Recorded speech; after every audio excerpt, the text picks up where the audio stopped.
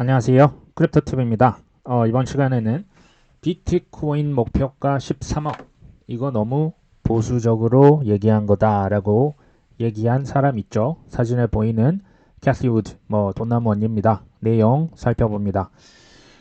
여러 인터뷰에서도 자주 볼 수가 있는 얼굴이죠. 캐시 우드 그 아크 인베스트의 대표입니다.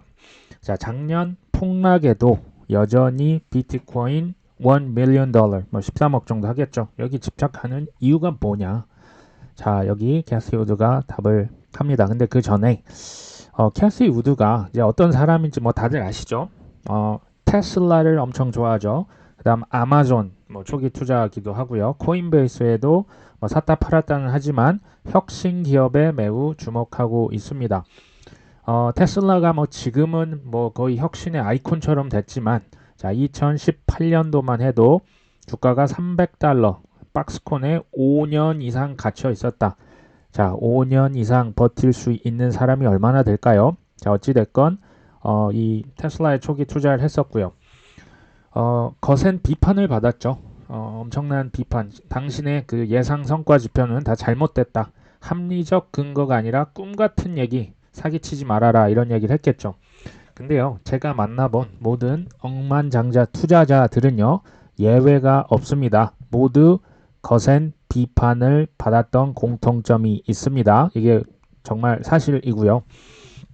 자, 이 우드는 테슬라를 전적으로 믿었는데, 이 테슬라가 사실 전기차 기업이죠. 근데 전통적인 자동차 기업으로 분석을 하지 않았다. 오히려 로봇공학, 인공지능, 에너지 저장 기술, 그러니까 이걸 혁신 기업으로 보는 본인만의 가치와 기준이 있었던 거죠. 자, 우리가 지금 비트코인, 이더리움, 코인에 투자하고 있죠. 자, 남들과 반대로 간다. 말은 쉽습니다. 실제 행동은 매우 어렵습니다. 2021년 10월달 드디어 주가가 5분의 1로 액면 분할을 했다고 하네요. 그러면 아까 그 300달러 박스권에서 주당 무려 5,000달러로 오른 거죠. 이게 지금 거의 열 몇 배 이상 올랐죠. 3년 만에 본인의 진가, 내가 맞았다 증명을 해냈죠. 자, 우리 채널 크립토TV 채널은 고기를 떠서 먹여주는 채널이 아닙니다. 고기를 잡는 방법을 알려주려고 저희가 만들고 운영을 하고 있죠. 자, 캐시 우드 관점에서 보시면요, 아마존이 이커머스 기업이 아니네요. 인공지능, 물류, 로봇공항, 클라우드 컴퓨팅, 드론까지 포괄하는 혁신 기업이다. 자, 이 정도의 가치와 어떤 본인만의 확신이 있으니까 그렇게 밀고 나가는 거겠죠. 자, 비트코인 1 million 달러 목표 끝까지 지금 양보를 할 기세가 아니죠. 너무나 당연한 것이 물어보고 있는 거죠. 2015년 비트코인 언제 샀냐? 2015년에 이거 개인적으로 산 겁니다. 자, 그때 한 우리 돈 30만 원 정도 했던 비트코인을 10만 달러, 1억이 넘게 샀죠. 엄청난 투자죠. 그 이후 하나도 팔지 않았죠.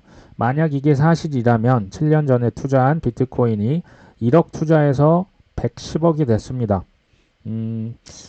믿어지십니까? 110억, 100배가 올랐네요. 자, 혁신적이고 파괴적인 것에 계속 투자를 하고 있죠. 개인적으로 투자는 했지만 내가 운영하는 펀드에서는 증권법 규제가 있죠. 그래서 오직 증권에만 투자할 수 있는 비트코인을 살 수가 없었습니다.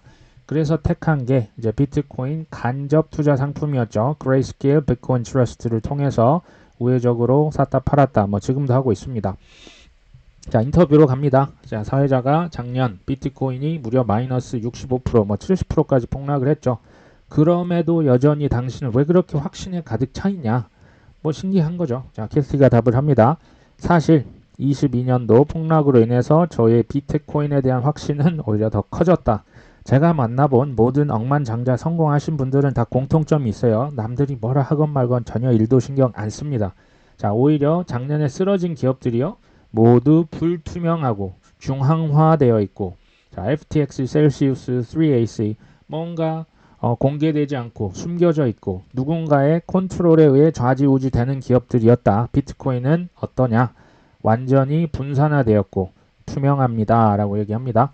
자, 비트코인은 아시다시피 2008년 9년도 기존 금융 시스템의 불투명성, 불명확성에서 시작이 됐죠. 자, 이게 이제 비트코인을 정의를 한 캐시 우드의 이제 정의입니다. 이것을 뭐 한 번 정도 잘 곱씹어서 생각해 보실 필요가 있을 것 같아요. 자, 비트코인은 분명한 규칙에 기반을 하고 있습니다. 자기 맘대로 하는 게 아니죠. 글로벌 하고요. 디지털 통화 시스템입니다. 디지털 돈이죠. 돈 시스템입니다. 일체의 인간의 간섭이 없고요. 매우 잘 훈련되어 있는 규칙에 근거해서 총 발행량이 2100만 개까지 딱 정해져 있습니다. 이거는 바꿀 수가 없습니다. 이거 정말 뭐 대단한 통찰이라는 생각이 들어요. 이걸 2015년도에 행동에 옮겼다. 정말 대단합니다. 자, 반면 팬데믹이 발생했을 때 전통 금융 시스템 대응은 어땠냐? 뭐 돈을 무진장 찍었죠. 무분별하게 돈을 찍었고 하이퍼 인플레이션까지 이야기가 된 거죠. 자, 많은 국가들이 다시 디폴트를 파산을 했죠. 그리고 반정부 시위 폭동, 뭐 특히 이제 뭐 중남미나 저기 동남아 같은 개도국에서 많이 발생을 했죠. 자, 이 사람들이 기존 금융 시스템에 대한 대안, 보험으로 뭘 선택을 할 것 같냐? 자, 머니 프린팅을 하면 돈 가치가 하락합니다. 그러면 그들의 자산과 구매력이 감소되는 거죠. 이들이 뭘 잘못했습니까? 잘못한 거 없죠. 중앙은행이 그냥 돈을 찍었을 뿐입니다. 그래서 폭동이 일어난 거죠. 자, 비트코인이 여기에 대안이 될 수가 있다. 전 세계 머니 프린팅, 자산과 구매력이 가만히 있으면 하루하루 감소되는데 그 누가 가만히 있을까요? 여기에 대한 보험이 될 수가 있다. 사실 뭐 아크 인베스트에서 올해 뭐 빅 아이디어스라고 하는 그 어떤 리포트를 1월 31일자로 이렇게 낸 게 있는데요. 보시면 뭐 인공지능도 있고요. 전기차, 뭐 여기 테슬라가 있겠죠. 자율주행, 비트코인, 블록체인, 스마트 컨트랙트, 뭐 여기 3D 프린팅, 로보트, 뭐 여러 개가 있습니다. 그 중에 비트코인과 스마트 컨트랙트와 퍼블릭 블록체인을 이렇게 지금 또 디지털 월렛까지 있어요. 따로따로 한 게 저한테는 굉장히 인상적입니다. 자, 어찌됐건 이 비트코인의 최악의 경우 2030년까지 비트코인이 3억이 될 거고요. 최고의 케이스는 비트코인이 무려 20억이 넘어갑니다. 20억이요? 제가 이거 왜 이렇게까지 저희가 사실 상상이 안 되는 가격이잖아요. 제가 이거 일단 개인적인 경험도 좀 말씀을 드릴게요. 자, 크립토 자산이 지금 시작도 안 했다. 이게 무슨 얘기냐면 크립토 자산 시가총액을 지금 1달러라고 표시를 했을 때 금이 12달러고요. 주식이 97달러입니다. 뭐 전 세계의 어떤 화폐량이 98달러고요. 뭐 빚이 123달러, 이제 부동산이 280달러네요. 이게 지금 2030년까지 어마어마하게 커져도 여전히 작죠. 그러니까 아직 크립토 자산은 시작을 안 했다고 보셔야 합니다. 제가 이제 그 2014년도부터 인사이드 비트코인 컨퍼런스를 했죠. 이거 뭐 구글 뭐 네이버 치시면 나옵니다. 제가 그때 이제 초청한 기조연사 로저 버라고 있었습니다. 뭐 비트코인 예수 막 만나는 사람마다 비트코인을 그냥 막 무료로 나눠줬거든요. 자, 이 친구가 그때 당시 비트코인이 20만 원에서 30만 원 왔다 갔다 할 당시 초청을 해서 발표를 하랬더니 그때 비트코인이 2천만 원이 넘어갈 것이다 라고 얘기를 합니다. 이게 제가 그때 아무리 초청을 했지만 속으로 이분은 좀 크레이지한 분이다. 이건 너무나 지나치시고 좀 사기칠 것 같은 그런 느낌을 저는 강력히 그때 받았습니다. 하지만 불과 2년도 채 걸리지 않았죠. 2천이 아니라 3천만 원을 거의 가까이 갔었죠. 그리고 2017년 뭐 18년 뭐 다시 폭락을 했었지만요. 이런 느낌이죠. 지금 이 캐시 우드가 2030년까지 비트코인 10억 간다 보수적이라고 하는 게 저한테는 예전에 제 경험을 이렇게 좀 생각나게 하네요. 자, 야후 파이낸스에서 이렇게 인터뷰를 또 합니다. 비트코인, 이더리움 뭐가 그렇게 좋냐? 자, 이 사람도 마찬가지예요. 뭐 이제 뉴스에서 맨날 물어보는 게 이거였죠. 2030년까지 비트코인 13억 목표 아직도 고수하고 있는데 이게 도대체 어떻게 가능한 얘기냐? 제정신이냐? 좀 물어보는 겁니다. 캐시 우드 얘기합니다. 그거요. 그거 제가 실은 되게 보수적으로 다 쳐놓은 목표입니다. 자, 좋은 아이디어에 블록을 하나씩 쌓으면 된다. 전 세계의 기관 투자자들이 비트코인을 하나의 신규 자산군으로 본다고 한번 생각을 해보시라. 사실 실제로 벌어지고 있다. 이때 이제 가격이 얼마였냐? 비트코인 15,000달러 조금 이제 그 바닥, 그때 당시 바닥이죠. 그리고 살짝 올라와 있지만 여전히 암울한 시절입니다. 자, 캐시 우드는 가격을 볼까요? 안 볼 수는 없죠. 하지만 잘 보진 않습니다. 실제 일어나는 일에만 집중을 하겠죠. 자, 캐시는 작년 왜 블랙록은 일개 코인 거래소죠. 지금 뭐 언론에서 말하는 걸로 하면 사기고 도박이고 뭐 공기고 그런 거죠. 자, 그런 코인 거래소와 왜 제휴를 했을까? 코인베이스 말하는 겁니다. 전 세계 엄청난 기관들의 크립토 투자에 대한 수요를 읽은 거죠. 이게 팩트입니다. 근데 레리 핑크 블랙록 회장 뭐라고 합니까? 코인은 뭐 별로고 코인은 사람들 별 관심 없고 블록체인이 혁신이고 모든 게 블록체인 위에 올라갈 거고. 자, 이거 어디서 많이 들어본 얘기죠. 근데 팩트는 뭐라고요? 코인 거래소랑 제휴해서 코인 팔고 있습니다. 자, 기관 투자자들은 또 다른 자산군과의 상관관계가 낮은 새로운 자산을 열렬히 원하고 있습니다. 자, 이유가 뭡니까? 그래야 투자 포트폴리오에서 위험을 낮출 수가 있습니다. 이게 비트코인이고 이게 이더리움입니다. 자, 작년 크립토 시장 전체적으로 재앙이었다고 하시죠. 그럼에도 불구하고 자, 블랙록, 코인베이스 이런 거 이제 팩트입니다. 그 말하는 거에 뭐 집중하실 필요는 전혀 없으시고요. 비트코인 블록체인은 어땠냐? 단 하나의 거래도 빼놓지 않고 전부 성실하게 이행을 시켰다. 뭐 FTX가 날아가고 뭐 셀시우스가 파산되고 어쩌고 해도 비트코인 블록체인은 제 할 일 다 했다. 사실 FTX의 샘은 비트코인을 싫어했다. 왜냐? 비트코인은 완전히 탈중앙화되어 있고 투명하죠. 그러면 샘이 이걸 컨트롤을 할 수가 있을까요? 자, 그 지배계층, 뭐 글로벌 엘리트라고 하는 사람들의 핵심은 뭡니까?